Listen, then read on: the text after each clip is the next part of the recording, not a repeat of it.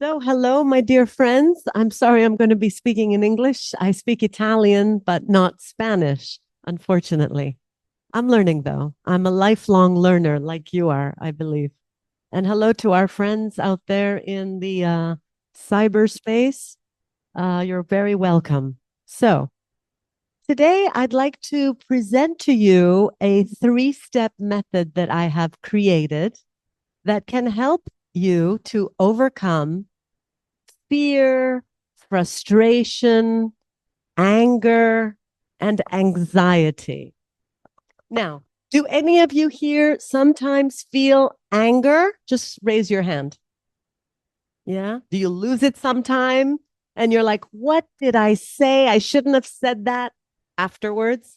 Does that ever happen to you? Plato used to call love, falling in love, temporary madness. So sometimes when we fall in love, there's a lot of stress. You young people are full of passion, and relationships can be stressful. Career can be stressful. Your tests are stressful. How many of you feel stress with your work sometime? Too much work here at the university. That's what I created this method for, helping everyday people like you to overcome. Now, Greek philosophy just happened to come to me because I was born into a Greek family. I grew up in Canada. My parents were immigrants to Canada. And I learned some Greek mythology and Greek philosophy. Later on in life, I taught managers and CEOs, especially engineers and scientists like yourself, how to be more influential, how to influence and persuade people. So, did you know that Aristotle was the first ever to write a manual on how to influence and persuade people? Did you know that? He wrote a book, like a bestseller for those days. Yeah, seriously. So I'll tell you a little more about that because he taught that method to Alexander the Great, who took over the world after that. So it's a very powerful method. And actually, they teach this in many universities. So, yeah, my method, the Agio method, is a combination of Greek philosophy, but the Greek and neuroscience. I said to you that Aristotle taught the method of influencing and persuading. So, what was this method? A very simple method. It's called the rhetorical triangle. Have you ever heard of the rhetorical triangle? Rhetoriki? No. So, what he said is that if you want to be a great leader and you want people to follow you, or if you just want to be a great parent, a mother or a father, and get your children to do their homework or get your children to eat, good food, how are you going to influence your children? Or how to sell something, how to sell an idea, right? You need influence and persuasion. You need the hack, as we say, how to hack it, okay? Because maybe you're going to have to persuade your boss to give you a raise next time, or to persuade investors to invest in your great idea. So everybody needs influence and persuasion. So what did Aristotle say? He said, the first thing that you need to have when you're influencing is ethos. Ethos. Ethos, I'm sure you probably know ethico, the word is all over English, Latin, Spanish. It means to have integrity, credibility, right? So if I want to influence you and tell you to stop smoking, if I'm a smoker, are you going to listen to me? No. If I want to tell you how to lose, pounds, kilos, you're fat, and I'm like, I'll help you, but I'm fat too. Are you going to listen to me? No. You want someone who's walking their talk, okay? Who is leading by example. Like Alexander the Great. He didn't go to the back of the army. He always fought in the front of the army. So his men really respected him and they followed him for this reason. He wasn't like, okay, you go kill yourself and I'll be here, the great leader. So people really respect you when you have ethos. Okay. Second, what you need is pathos. Pathos. Pathos. I think there's a Spanish word, pasión or something. Pasión. Everybody has this word in their language. Passion. It involves your emotional engagement with your audience. Okay. So it's like, why should you listen to me? Okay. For half an hour, you're going to be listening to me. Why should I listen to her? Why? Because I made a promise to you in the beginning. I told you I will help you overcome your fears. Right. So you're like, okay, I know that you have fears. I know that you have dreams. And so I'm here to help you overcome your fears and help you realize your dreams. I have to know a little what your dreams are. I have to know my audience. You're a young audience. You have big dreams. You're a young audience. You also have a lot of fear and insecurities. So you need to know your audience's pathos, their emotions, their feelings, whether it be their aspirations or their deepest, darkest fears. You have to know your client, in other words. If you want to sell insurance or anything you want to sell, you're going to talk to your client and say, look, if you take out an insurance policy, I'm going to keep your family safe, your children safe. Isn't that what you want? Yes. Okay. So you appeal to people's fears and dreams and engage with them emotionally. Now, the last section is you need logos. Logos. Logic and reason. I think you're very good at all this because you're scientists, you're rational. I think you have that part. It's all about proof, case studies, statistics, right? Numbers. Show me the numbers. Show me, right? Prove it to me. So if I want to persuade you of something, I need to walk my talk. I need to know what your fears and dreams on, but I have to give you good arguments, conclusive evidence to persuade you. Yes or yes? Yes. Okay. So when you have these three, as I was teaching this to managers, especially young engineers, I would go to Dubai and Abu Dhabi in the middle of the desert. Can you imagine me with all these engineers, 95% men, Arab men? This is not easy for a woman. I didn't dress like this, of course. I would wear a suit. So I would teach these engineers in the middle of the desert how to become better managers using this system. And I was very impressed. I thought, Aristotle, here's a good thing. Look at these guys. They're transforming from geeks into charismatic teachers like Mr. Kalevi is here, charismatic professors. Okay. So as I taught this method, I had a dream one night. Do you ever have dreams that influence you? Do you ever remember your dreams? Dreams. You should pay attention to your dreams. So I had a dream one night and the goddess Athena appeared in my dream. It's a dream. It's a dream. Anything can happen in a dream, right? So the goddess Athena appeared in my dream and she said, Alkistis, you know this method of Aristotle that you're teaching to all these managers? It's not only good for influencing others outside to be a leader, to have followers. No. This ethos, pathos, logos can help you make decisions, can help you make clear thinking. I was like, well, thank you, Goddess Athena. That's very nice of you to visit me in my dream. She said, yes, yes, you study it deeper and you'll see it's like a GPS. It's like a magic compass. So I took that dream very seriously and I thought, yeah, she's right. Something's going on here. Why was Socrates so famous? Anybody know? Are all philosophers the same? No. Socrates was special because before Socrates, the pre-Socratic philosophers dealt a lot with cosmology.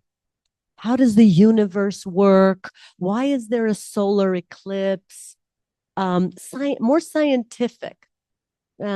Socrates brought down philosophy, according to Cicero, another philosopher from Rome.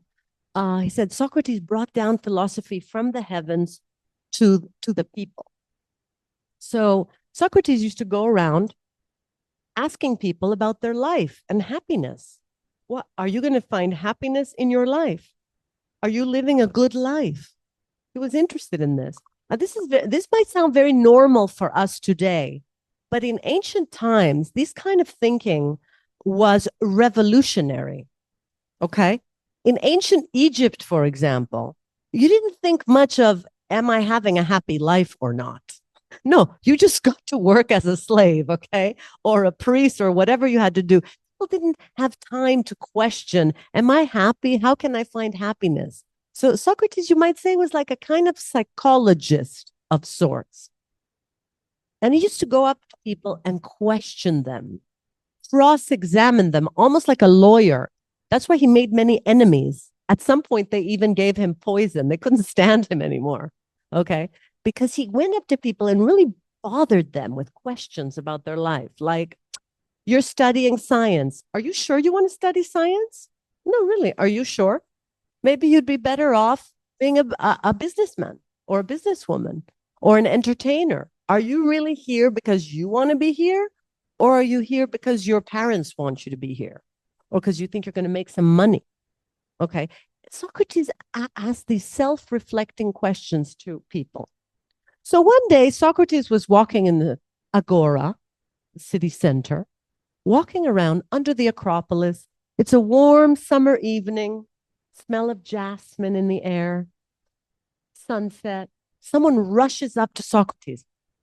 Master, Vaskalos, I have to tell you some very important news. Socrates was like, oh, yeah? Before you tell me the news, I want to ask you 3 questions. First of all, is what you're going to tell me 100% true? Is it true? Ethos. Is it true? Are you sure? Well, not really. I'm not sure. I heard it from someone who heard it from someone else. Okay. Second question. Is it kind? Is there goodness in this? Is emotional intelligence? Is there goodness?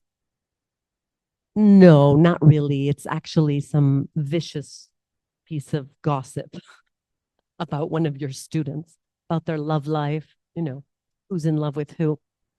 Socrates is like, okay. Third question. Is it useful to me?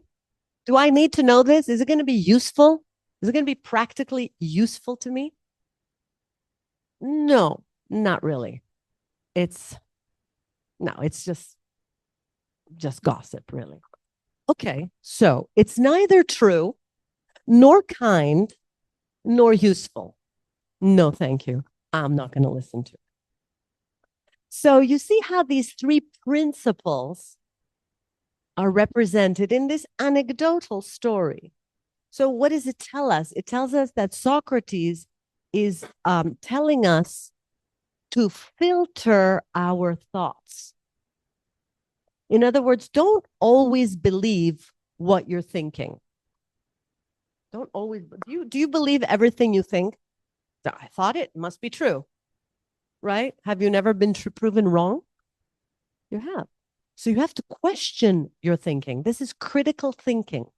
As you scientists, you're pretty good at critical thinking, I would say. So that's the basis of the system. Now we're going to put it to practice. You're going to try it out. Okay, you're going to try my method out. And how are you going to try it out? I want you to think of your deepest fear right now. think of your deepest fear or insecurity. Don't worry, you won't have to share it with everybody else. It's confidential. Now, if you don't have a fear or you don't think you have a fear, you might think of your biggest complaint in life. You got some complaints? Anybody have complaints? You're welcome to share your complaints. Time, no time, all the time. A lot of people have complaints. I'm afraid of getting sick. There's COVID going around. I don't want to be sick. Good one. I'm afraid. What other fears? I'm afraid of failure. I'm afraid I'm going to fail at this career. Aging. I'm afraid of aging, ending up weak, lonely, without money. How about I'm afraid of not making money? Right? Or how about I'm afraid I'm not beautiful enough? I'm afraid I'm not smart enough. You have those fears? Some of you? I'm not good enough. I'm not good enough. Very often that is at the bottom of many of your fears, actually. They've done these researches. A lot of the fears is, I'm afraid I'm not good enough. But I want you to think of your specific fear. Sometimes behind one fear, there's a deeper fear. So let's go deeper. Let's dig deeper. What are you really afraid of? What are you really afraid? I'm looking at my book a little. This exercise is called the Socratic test, the Socratic elenchos. And I want you really to think of down deep inside, I'm afraid that. Does everybody have a fear now? I want you to work this, not theory, practice. Everybody have a fear you're going to work with? Raise your hand. Okay, great. You have a fear. Great. Now, if that fear happens, okay, for example, I'm afraid of getting sick, or I'm afraid of getting old, or I'm afraid of getting money. If that happens, what is the bad consequence that you are imagining in your mind? What does it look like? Scenario. Okay. Dying. Well, that's an easy one. But how about getting sick and really sick and getting more sick and being stuck in bed and stuck in hospital and having tubes stuck to me and not having the money to pay, right? That's the consequence that your mind is projecting. Now, if that happens, what's the worst thing? Maybe you'll be paralyzed. Maybe you'll be catatonic, right? Something really horrible. We have fears. The brain just keeps projecting more and more. It's the function of the brain, especially the reptilian brain. You know, we all descended from reptiles and monkeys and whatever. The animal brain has this thing, as you know, a fight. When there's a fear coming, an attack coming, you're going to fight or flight. You've heard of that, right? Fight, flight. There's also freeze. And there's another one I discovered recently called fawning. Fawning is your reaction when you try to be nice to the attacker. You're like, okay, I'll play nice, whatever you want. Fawning is trying to just be obedient. Okay. Now, you've all developed these coping mechanisms from when you were young, okay, depending on your parents. I don't know if you're aware of that, but you all have a basic coping mechanism that comes out. For example, a lot of guys, especially, okay, when they're attacked or when they feel threatened, they'll get aggressive, okay? Now, girls, not so much. They don't get aggressive. Oftentimes they cry and they move inward. They get depressed. They kind of collapse inwardly. Men collapse outwardly. Okay. Because, you know, girls are not encouraged to express their anger. Crying is okay. For guys, crying is not okay. So, you know what I mean? You've been conditioned to have a certain coping reaction, and you have the same coping reaction throughout your life. So your wife or husband is going to trigger you, and you're going to behave exactly like you did when you were a 4-year-old, 5-year-old child, because that's the system you learned wired into your brain since you were young. Okay. So we're going back to the fear now. The fear is, as we said, you're in hospital, you're running out of money, you're alone, you're sick, or whatever your scenario is. Now, if that happens, what will it mean about you personally, about your value? I didn't eat right. I was smoking. It's all my fault.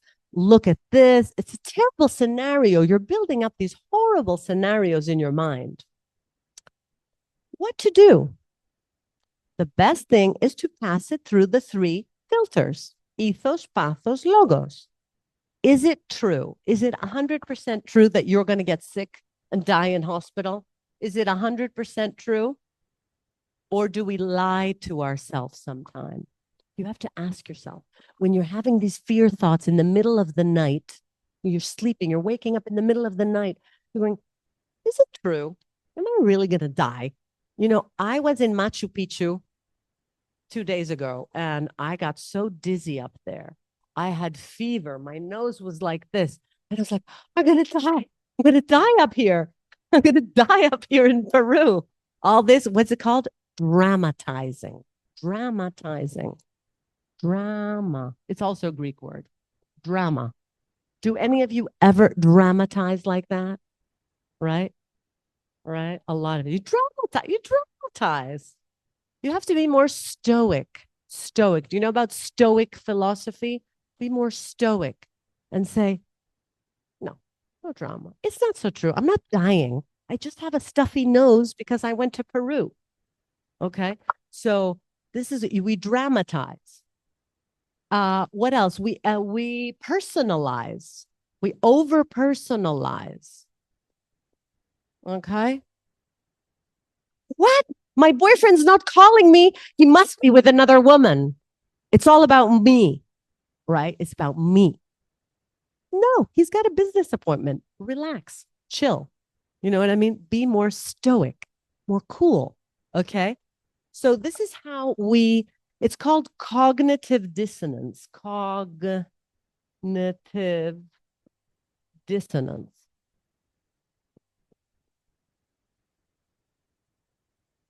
Cognitive dissonance. Like we create our own situationship. Okay. We create our own misery. According to Aristotle, happiness is a choice. We choose happiness every moment. I'm not talking about haha happiness. I'm saying to be okay. Say, I'm okay. So could you throughout the day, remaining in the present, saying, I'm okay. Next step. I have a stuffy nose. Okay, I'll get some paracetamol. Next step, just keep being in the present moment and asking yourself, is it true? You must always ask yourself, is what I'm telling myself true? Is it true that I'm going to fail in my business? Have I never been successful at something else? Have other people who have failed never succeeded? Look at Elon Musk. I think he went bankrupt 4 times. Or on his on the 4th rocket, it worked. Okay. So failure is part of success. Okay. So it's not true. Is it kind? Is it kind to tell myself, you're going to die up here in Machu Picchu, you're going to run you to the hospital, you're going to have these problems?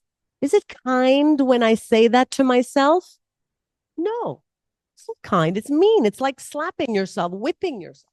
I'm whipping yourself. Do you do that sometimes? Do you constantly berate yourself and say, you're not good enough? You're not going to do this. You're never going to make it. You're not as pretty. You're not as successful. You're not as smart. You need this. You need that. You know what I mean? Be kinder to yourself. And the last is kind. Is it useful? Logos. Useful. Say, if I keep thinking like this, where is this going to lead me? If I keep having this negative thought, I'm sick, I have things, I'm going to die. No, is that helpful? You know, the minute I got on the plane, like magic, everything went away. I swear to God. I swear to God. I was even worrying in bed in Machu Picchu if I was going to give this speech. I was like, I'm never going to give the speech. All these people, they're going to wait. And Dr. Kalergis is going to be upset. So I had created all this drama. And the minute I got on the plane, I was like, I'm fine. Everything's chill. So psychology plays a big role. You have to have useful thoughts. So now I want you to take that fear thought, because that fear that you have, now I'm talking about your specific fear. You know what it is? It's a story you're telling yourself. It's a narrative, as we call it. It's a story. It's just a story. Who you are, what your family is about, if you're good enough, if you're this enough, if you're that enough. It's just a story. I want you now to consciously change that story that you have been telling yourself. I want you to do some work. I'm going to give you a few moments, and I want to hear from you the new story. See what I mean? Say, I'm afraid I'm not good enough. You're going to change it to, I believe I can learn and grow and become good enough. Or, I can work on myself and improve. Or, there's nothing I can't accomplish when I set my mind to it. See what I mean? Or, I'm going to take care of my health so that I don't end up sick. And if I do get sick, I have people who love me. Or, you see what I mean? Flip the story, flip the script, because the script is like a program. It's a computer program. Your brain is a soft computer, right? And you've got the software. The software is the story you're telling yourself. So let me hear some of you with your new story. I want a new sentence. I don't have to hear the old story. I want the new story. Let's go. Who's brave enough? Share your new story. It could be in Spanish. Don't worry.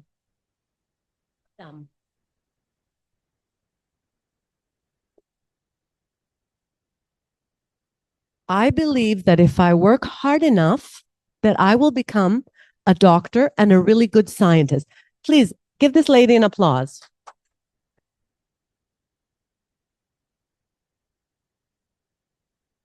Okay.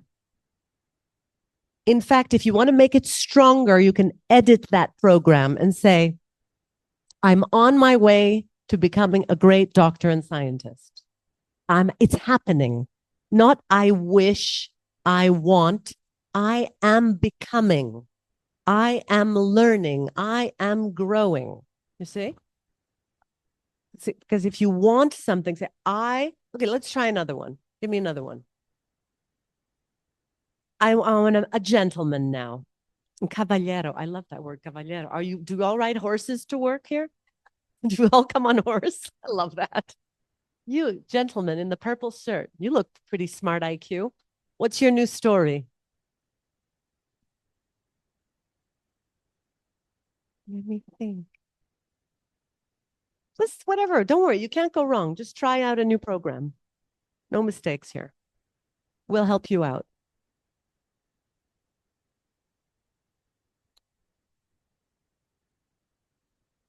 I will have a good relationship with my parents. First of all, give it a warm applause.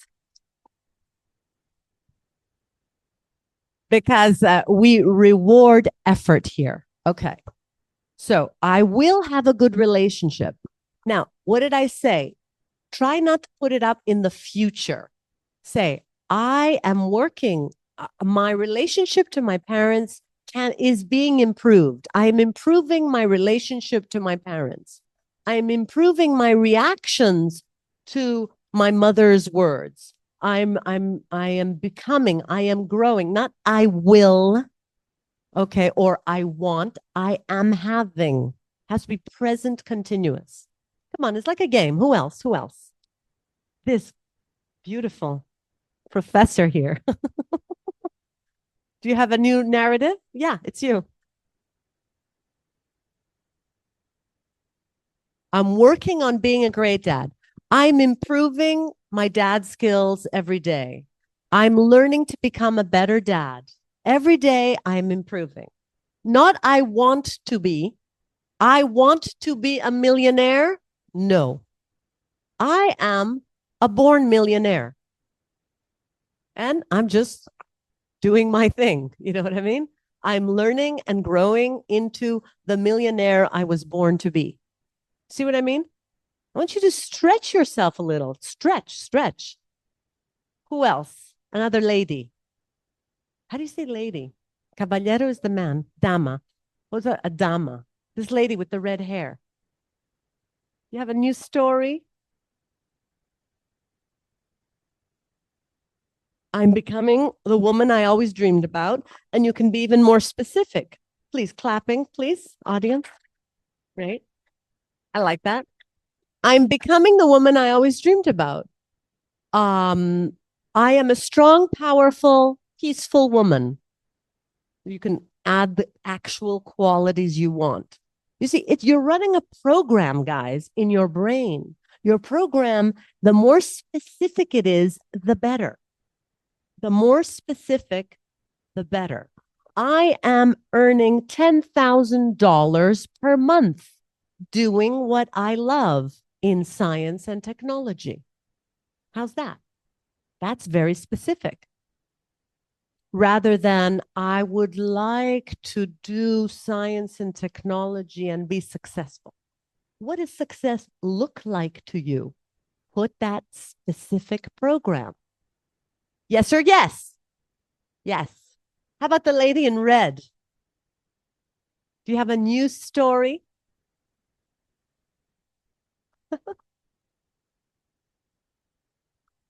A new story about your fear, the fear that you had, the insecurity? What's another story you can tell yourself?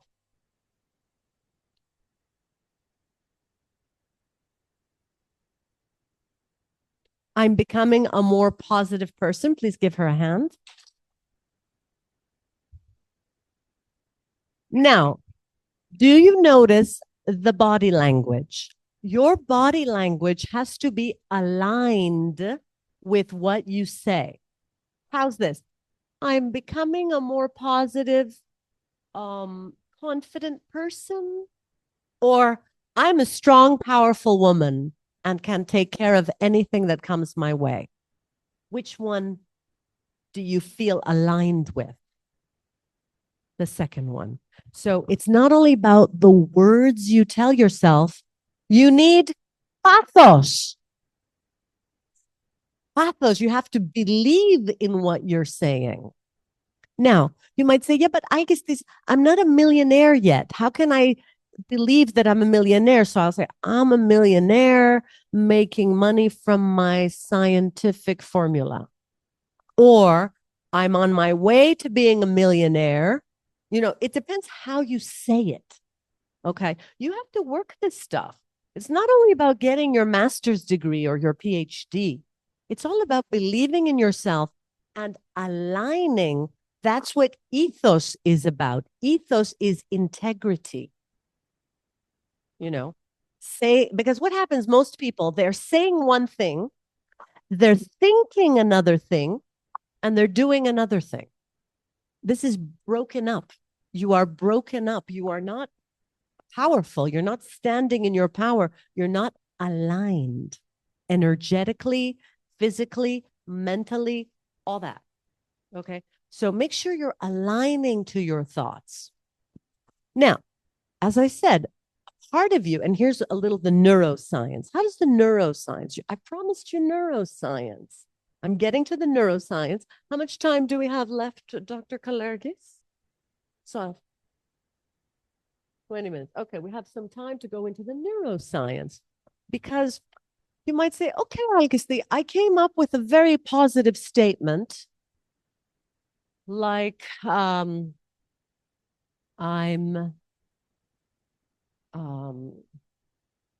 wait a minute, let me think up a good statement.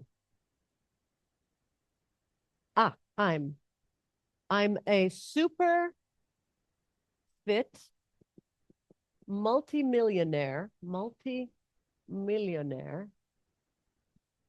Look, there's a couple millionaires in the room.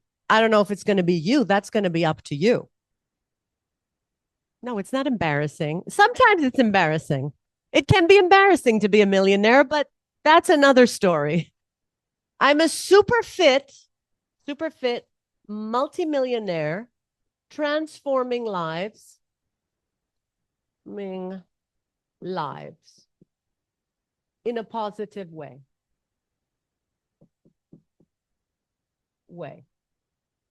Through my books, for example, courses, and AI app. Okay. Say that is a very specific story. Yes, it's a very specific program running in your brain. Say that this was your program. You might say, Alkistis, that sounds nice, but when I am in my everyday, I get caught in self-doubt. I forget this. I forget this. Or if you say, I'm a calm, stoic professor,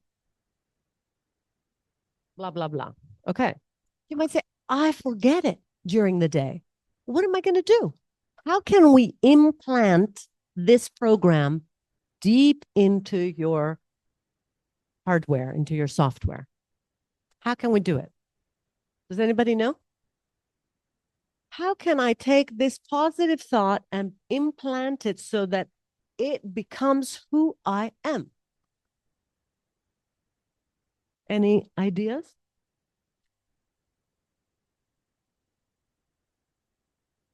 Pardon? Seeing and writing it every day?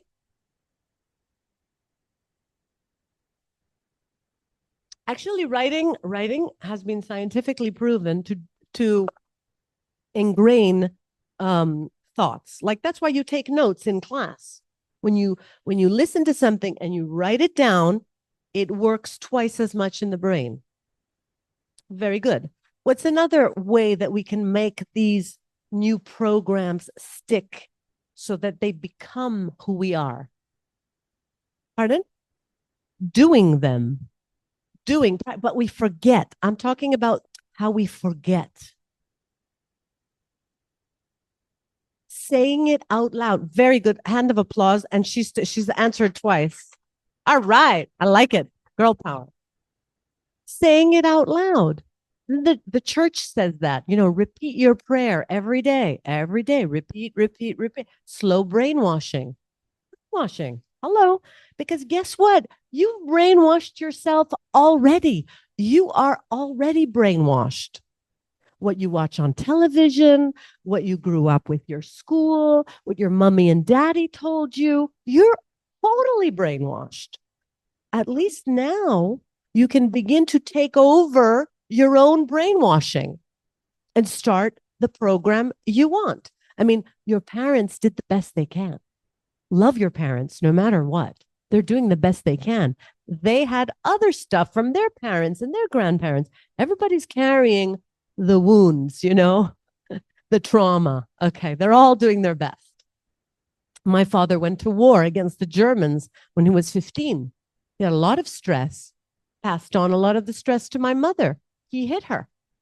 Okay, I witnessed abuse, but he was also giving me very powerful and good things, strength and courage, because I took power from the fact that he fought the Germans at 15 and that he's from Sparta, by the way. So I love my father, okay? But our parents pass on a lot of the negative programs, a lot of their fears. They pass them on to us. So you have been brainwashed, my darlings, and it's time to awaken. As Plato, the Greek philosopher, talks about in the allegory of the cave. Have you ever heard of the allegory of the cave? Okay, the whole movie, The Matrix, is based on Plato's cave. I encourage you to look it up. Plato says that we are prisoners in a cave. We are in this dark cave. Okay, this is the exit. Okay, and you got all these prisoners. They're tied up and they're looking at the wall. and they see these shadows on the wall. These are prisoners. This is the allegory of the cave. What are these shadows? Well, there's these other smart guys on a higher level, just a couple, far less. I mean, these are millions. These are many, many prisoners, all looking at the shadows on the wall. And there's these other guys, they're holding up these little puppets. And there's a fire right here, a fire that's projecting. It's like cinema. It's like the people who are in charge of media, basically. They're controlling the shadows on the wall, the shadows on your screen. You are glued to your screen, your little prisoners right there. Plato says, you are a prisoner. But one of the prisoners wakes up. He's like, something's going on here. This is not real. This is not real life. What's going on? This is the philosopher. The philosopher questions. He dares to question. She dares to question. This is not real life. What's going on? So he gets up slowly. He unties himself. He slowly makes his way up the stairs, out the cave. Oh my God, he sees there's sun, there's trees, there's birds, there's real life out here. And those guys are stuck looking at the shadows. They're prisoners in the matrix. Yes or yes? Sleeping sleepwalkers, stuck in the programs. Wake up. Okay. What does the philosopher have to do? The responsibility of the philosopher, that's why I'm here. They have to go back down the cave because it's an ethical responsibility. You can't leave the other people down there. You have to come down and say, hey, guys, it's not what's on your phone that's true. That's fake news. This is fake. What's going on here? Wake up. Look for yourself. Go out and see there's a whole different world. Okay, a real world, not shadow. Okay, it's getting a little too deep. Back to how you reprogram your brain to get out of the cave, because you're very stuck in the cave. Habit. Remember habit. Okay. You're on the treadmill. You're doing the same thing every day, same bus, same road to work, same girlfriend, same everything. Same. You're on repeat. You're on repeat. You're on repeat. How are you going to wake up? You have to change the program. The program doesn't stick. We forget. Someone says something, then you get all upset and you go back into your shitty behavior, the behavior you don't want to be, with fear, with insecurity, with poverty mind. How are you going to make it stick? I don't have an answer from you scientists yet. Where's the neuroscientist? Any neuroscientists here? Neuroscientist. When is the brain most receptive? The brain. When is it most receiving? Hand the applause, please. Okay. We're coming to the end. So I give you the big reveal, the reveal, the secret is that when right now your brain, your neurons are firing at a certain frequency. This is beta mode. Certain hertz, your brain is producing little electricity, bioelectricity, and it's firing, the neurons are firing at a certain hertz. That's beta mode. It's the awake mode. When you are really deeply relaxed, like the time just before you go to bed, or in the morning when you're still in bed, but you haven't woken up, you're between sleep and waking. What state are you in? You're in alpha mode. Okay, it's slower, but the brain is like, it will absorb everything you put in it. And what happens when we go to sleep? Aren't you thinking the worst things before you go to sleep? Like, oh my God, I have this problem and that problem. How am I going to solve that problem? You're not reprogramming your brain. You're just making it worse. You're perpetuating the computer program. You're thinking of the worst things. That's why they have prayer usually in the morning and in the evening. It's very wise of the church to do this. This is ancient wisdom. So when you go to bed, You give thanks for your day. Thank you for a beautiful day. Thank you for a day that challenged me. Thank you for all the good things. Thank you for helping me learn. Thank you for helping me grow. I am a super fit multimillionaire transforming lives. I am a calm, stoic professor. I'm a good father. Repeat all that program before you go to sleep at night, just before you go to sleep, and give thanks always. Even for the problems, give thanks. In the morning, too. What are the thoughts you wake up? How do you wake up out of bed? Oh my God, another day at work. Oh, I got to do it like that. Is that how you wake up? That's the program. That's the program of the prisoner.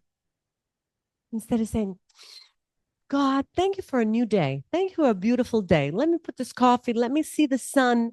Let me just be grateful for another day on planet Earth. How about trying that program and see what do our thoughts attract our reality? Yes or yes? Yes, your thoughts are attracting your reality. That shitty girlfriend, you attracted her. That shitty boyfriend, you attracted him. That crappy job, you attracted them. Take responsibility. Things are not just happening to you. Oh, poor me. Nobody understands this woman. She doesn't understand. Yes, I understand.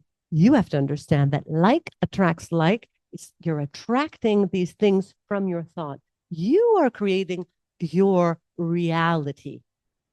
Take full responsibility, and you'll see how you wake up from the matrix and become the ruler of your life. Now, you might say, Alkistis, fine, in the morning, in the evening. I also have in my website, Dr. Agio, you can get my free book, but you can also download a free self-hypnosis or guided meditation. It's the same thing. Hypnosis and meditation put you in alpha mode, deep, deep, deep relaxation. Hypnosis means sleep in Greek. It's a Greek word. It means sleep. Okay. Hypnotherapy. Okay. You can download from my website a free hypnotherapy.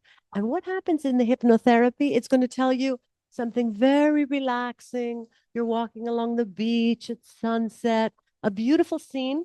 And then at some point, I'm going to say, now, please repeat your new story 3 times mentally. That's the time you're going to repeat that new story in your mind, and your brain will absorb it. Do that for 30 days in a row. 30 days, new neural connections will have been built in your brain. You'll have a new brain in 30 days, a new program running, and see how your life will shift. Just try it. You have nothing to lose. 30 days of listening to a calm and relaxing guided meditation. Et voilà, c'est ça. Thank you.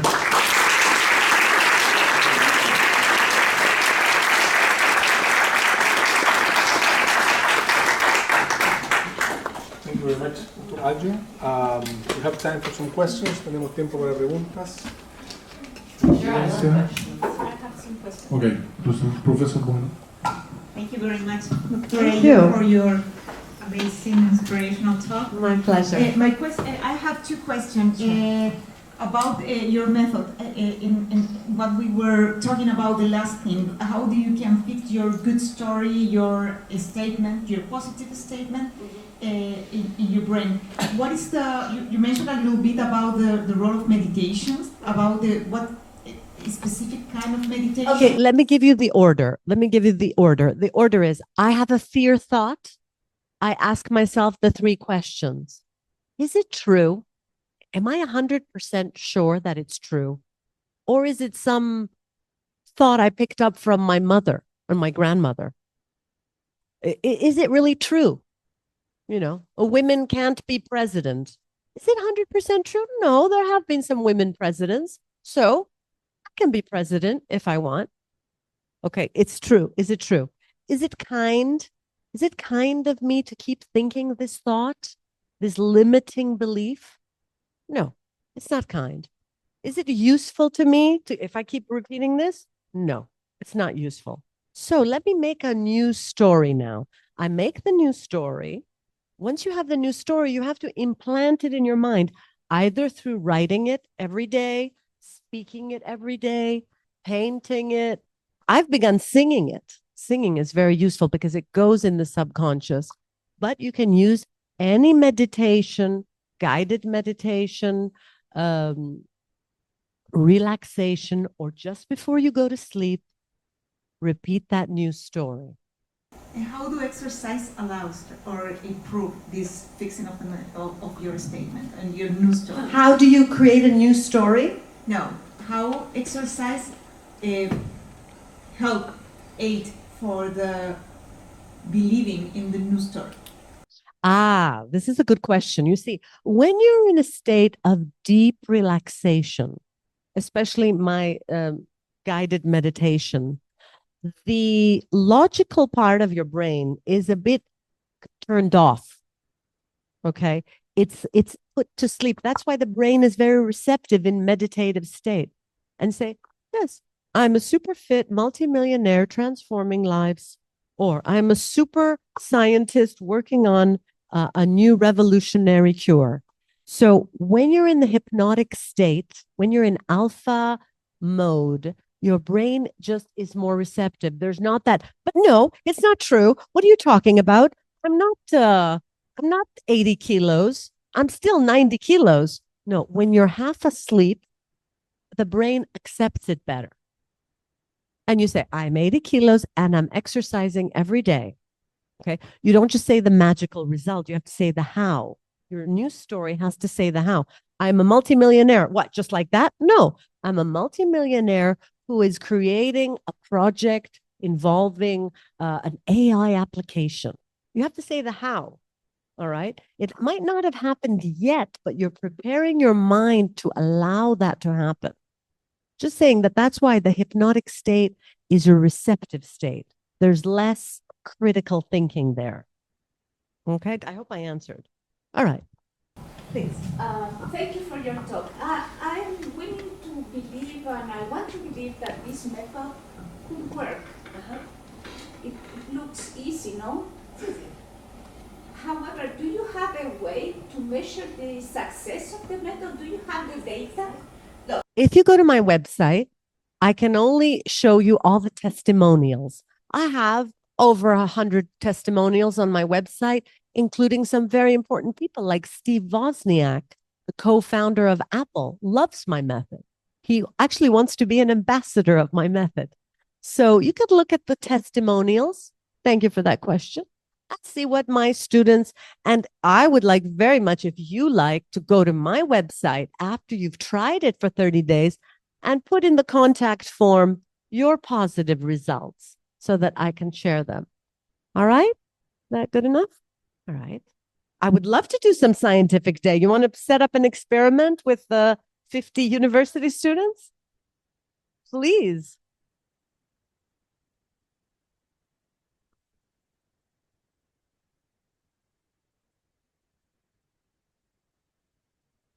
Going against the opposite. That's what I said. I answered that question. I said, when you're in the hypnotic state,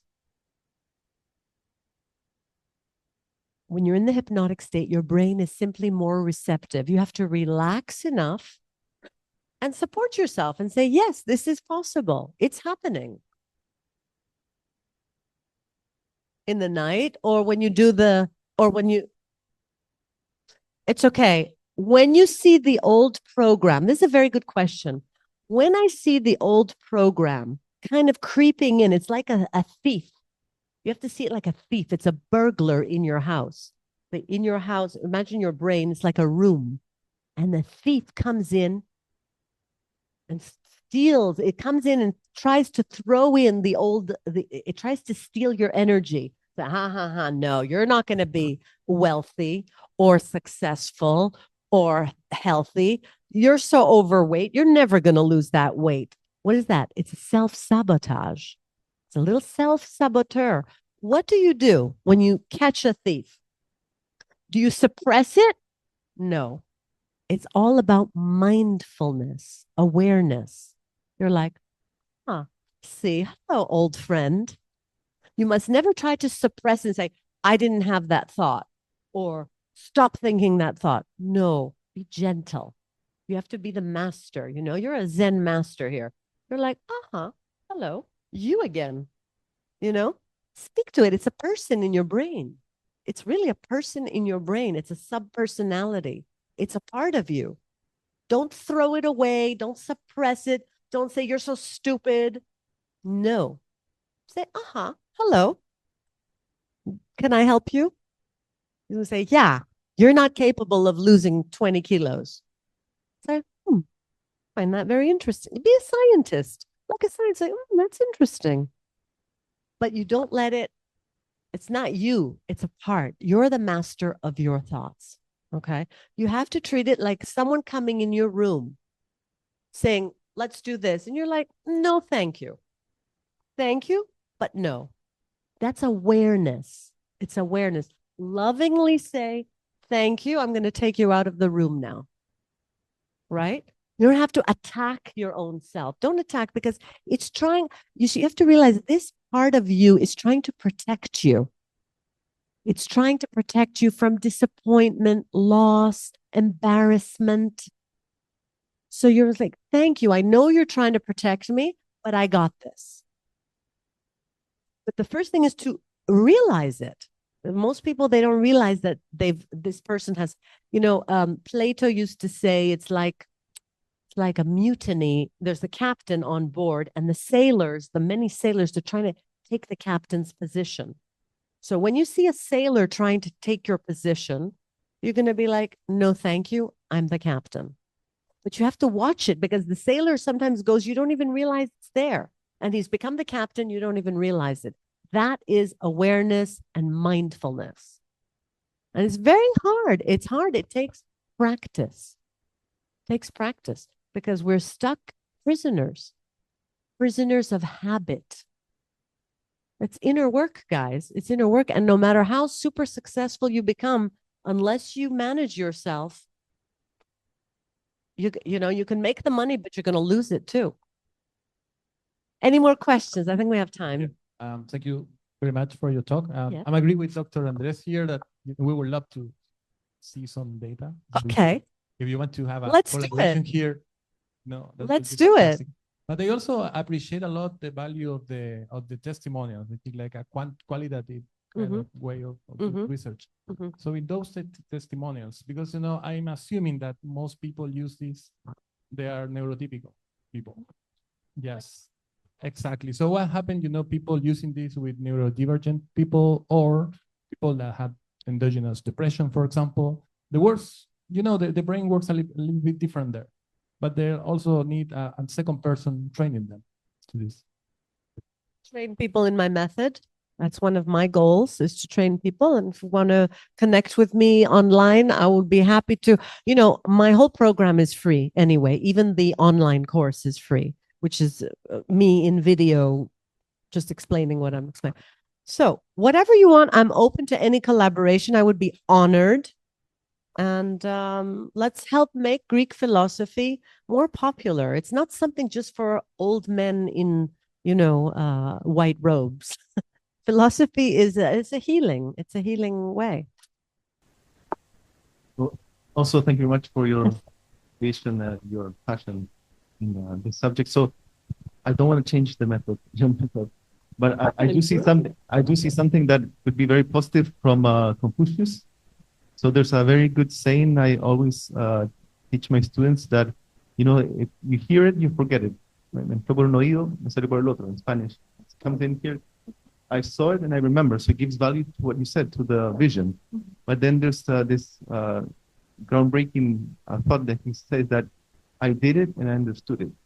So I would call everybody to teach this, the three, or to someone else, to tell them the method, the points, to communicate it, so one can go through it again, and that reinforces also this knowledge.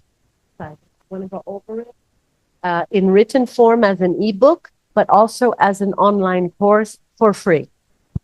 so you know. So practice it. Yeah, through the online course, practice it. I just want to say thank you for this inspirational talk. It was very nice. I can assume that it's easier when your brain is mature, but you have an experience or have you have testimonies or something with kids like you're trying to teach them, right? When you apply your method, when you can apply them with students. I think it would be great for kids. I've never done it with kids, but I think the younger, the better, you know, because their brain is quite, you know, clear, and you can put the positive programs in, and this method, the younger, the better, as long as they can speak, you know, grade 4, grade 5, why not?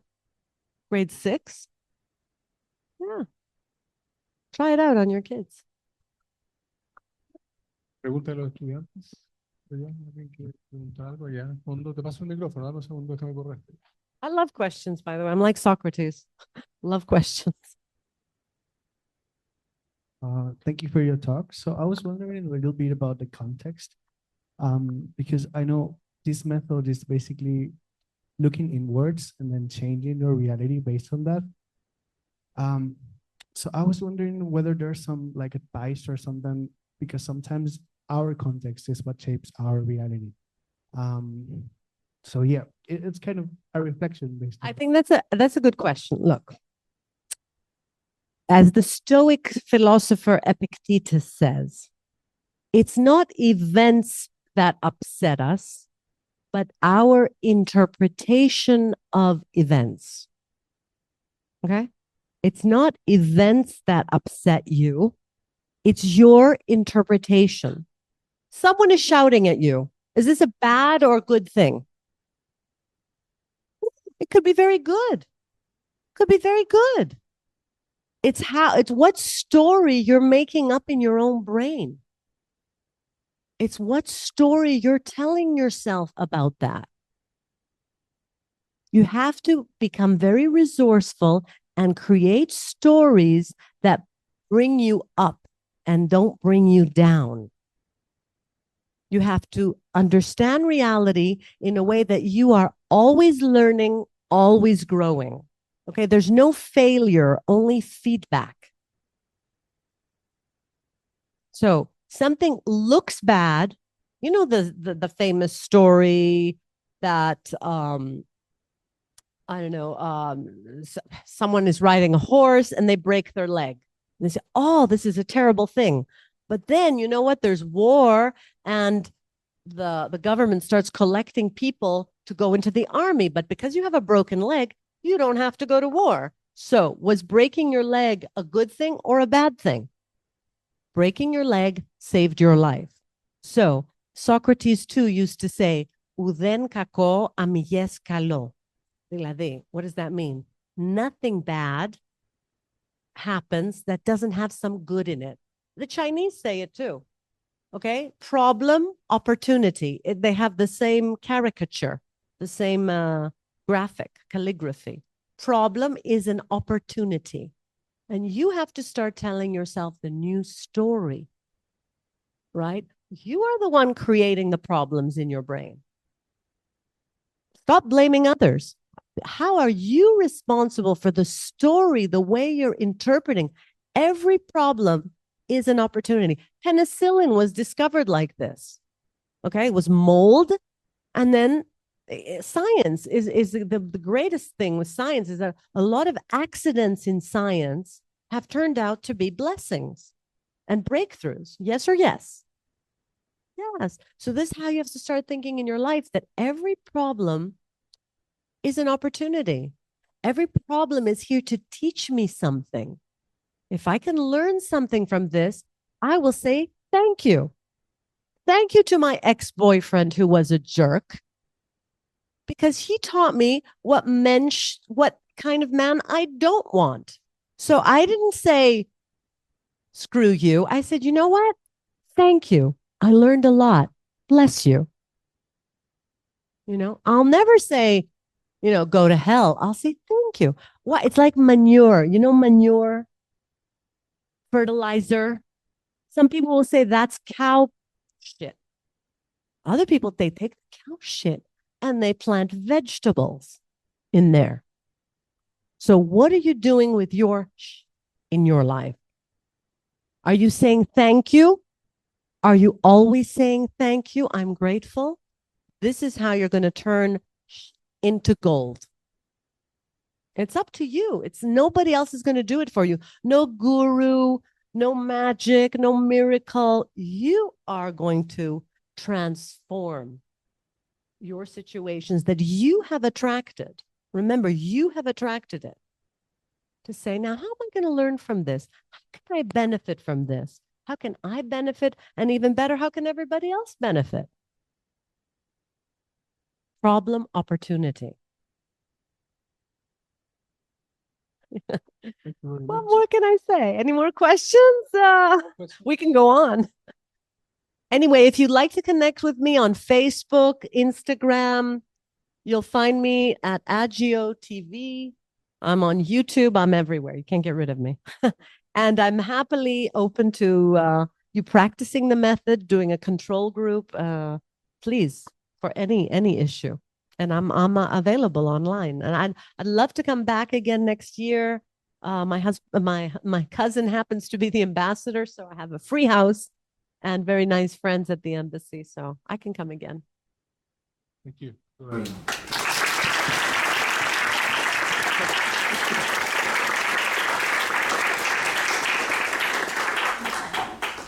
Goodbye to my friends. I'm sorry if I neglected you a bit. Arrivederci.